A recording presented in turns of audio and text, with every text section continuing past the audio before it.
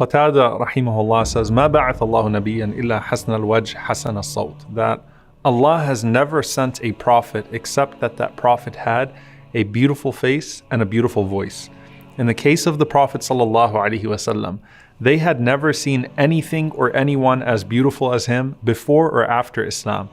And with some people, that beautiful external appearance is directly tied to ugly character.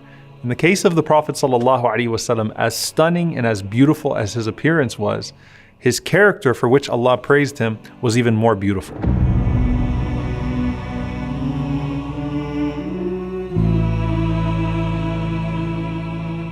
Abdullah ibn Rawaha radiallahu ta'ala anhu, he describes the presence of the Prophet sallallahu alaihi wasallam. He says, "لو لم تكن فيه آيات مبينة كانت بداهته تنبيك بالخبر." That if the Prophet sallallahu alaihi wasallam had nothing but his presence, if he didn't recite anything, if he didn't say anything, you would look at him and you would already know that there was something divinely beautiful about him. And that's why you find all of these stories of people that embraced Islam just by looking at the Prophet sallallahu alaihi wasallam. Abdullah ibn Salam radiallahu ta'ala anhu, who was the chief rabbi of Medina before the Prophet sallallahu alaihi wasallam arrived, when he went out to see the Prophet sallallahu alaihi wasallam, before he said a single word, he said, "I looked at his face and I knew that this face, laysa biwajhi kadhab." This is not the face of a liar. The Prophet ﷺ is described in the Shama'il, in the books of description, from head to toe alayhi salatu wassalam. And one of the ways that he's frequently described is as being more beautiful than the moon. كان رسول الله صلى الله عليه وسلم فخما مفخما يتلألأ وجهه تلألؤ القمر ليلة البدر. The Prophet ﷺ had an awe-inspiring appearance. His face was more radiant, more beautiful than the full moon on the darkest night. And when you think of the desert and how amazing and awesome and awe-inspiring the full moon looks in the desert, and you think about this narration of Anas ibn Malik radiallahu anhu, where he says that there was one night that I actually wanted to compare. I looked at the full moon and then I looked at the face of the Prophet sallallahu alaihi wasallam, and I asked myself which one is more radiant, and I came to the realization that the Prophet sallallahu alaihi wasallam's face was more radiant, was more beautiful than the full moon in the desert. And the full moon is not just beautiful, it's so captivating you can't look at anything else. As for everything else about him sallallahu alaihi wasallam, it was perfectly balanced. Remember, Allah Azza wa Jal describes Jibreel alayhi salam as coming to Maryam alayhi salam in the form of a perfectly symmetrical man, basharan sawiya. With the Prophet sallallahu alaihi wasallam, everything was perfectly set. He wasn't too tall, nor was he too short.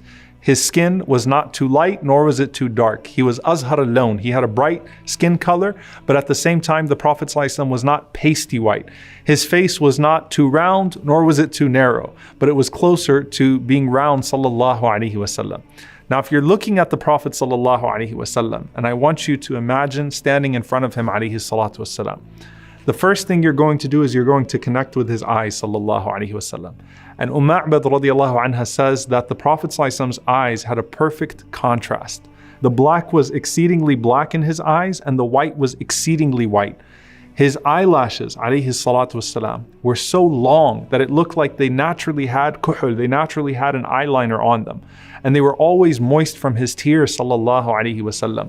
He had these large curved eyebrows, and they were full, and they almost connected, but there was a beautiful space right between them where the light would shine.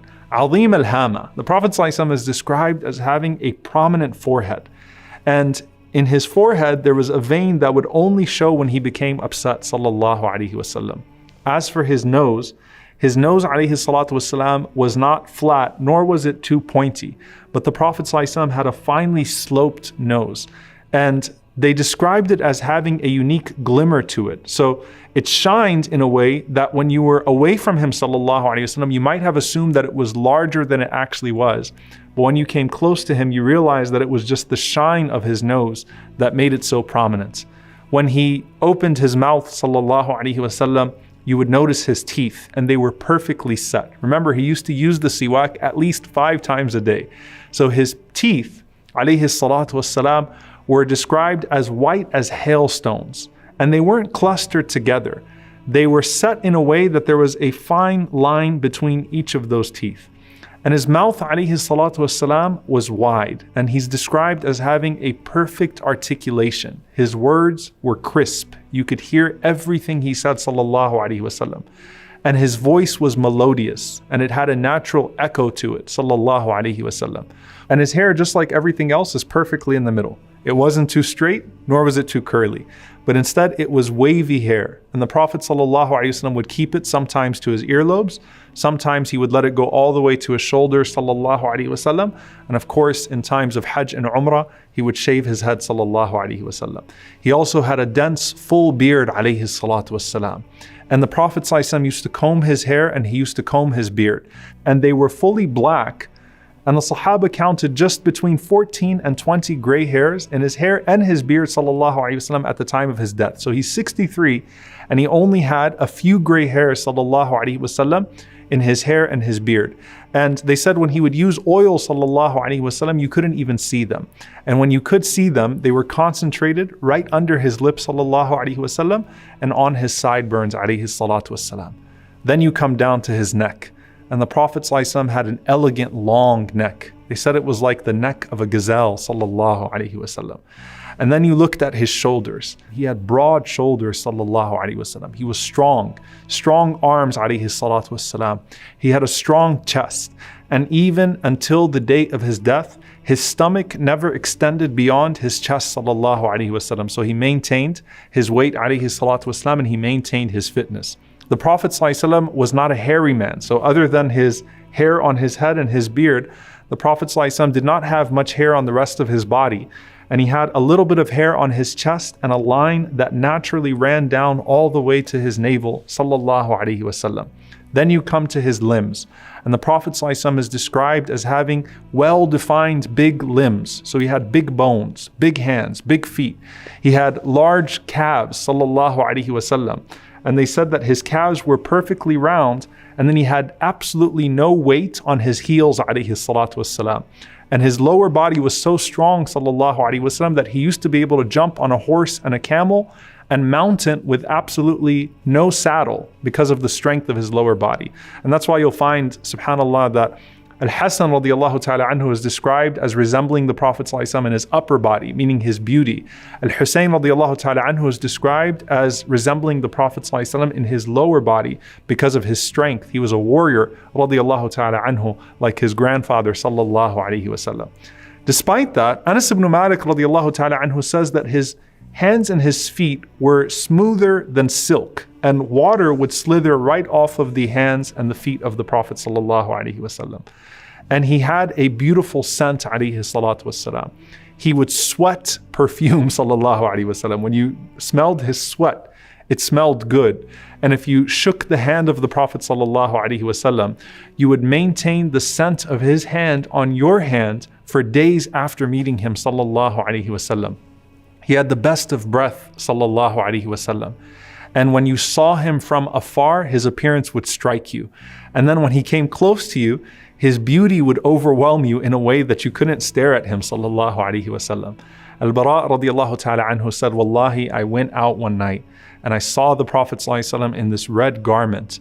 And it was a red hulla from Yemen, his favorite garment to wear on occasions. And he said, I have never seen a sight more beautiful than the Prophet sallallahu alaihi wasallam on that night. Abu Hurairah radiallahu ta'ala anhu said, when I saw the Prophet sallallahu alaihi wasallam, he was so perfectly set, it was as if he was molded in silver, sallallahu alaihi wasallam. And the most famous thing about the Prophet sallallahu alaihi wasallam was his smile. He always was smiling, sallallahu alaihi wasallam. Subhanallah, in sadness and happiness, he always had a smile on his face, sallallahu alaihi wasallam.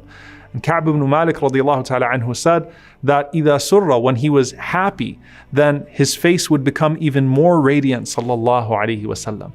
And I want you to just capture this for a moment. How is it that the Prophet sallallahu alaihi wasallam smiled so much, yet he's also described as mutawasil al-ahzan, as always being in a state of grief, as da'im al-fikra, as always being in a place of deep thought. Laysa lahu raha, he never had a break, sallallahu alaihi wasallam. He always was carrying so much. And this goes to the khuluq, the character that Allah talks about in the Quran, that some people, you would think that they're aghniya, you would think that they have absolutely nothing going on because of the way that they carry themselves. But smiling is a sadaqah, it's a charity. And with the Prophet ﷺ, there was no man that smiled at his ummah more than the Prophet ﷺ, but at the same time, there was no man that wept for his ummah than the Prophet ﷺ.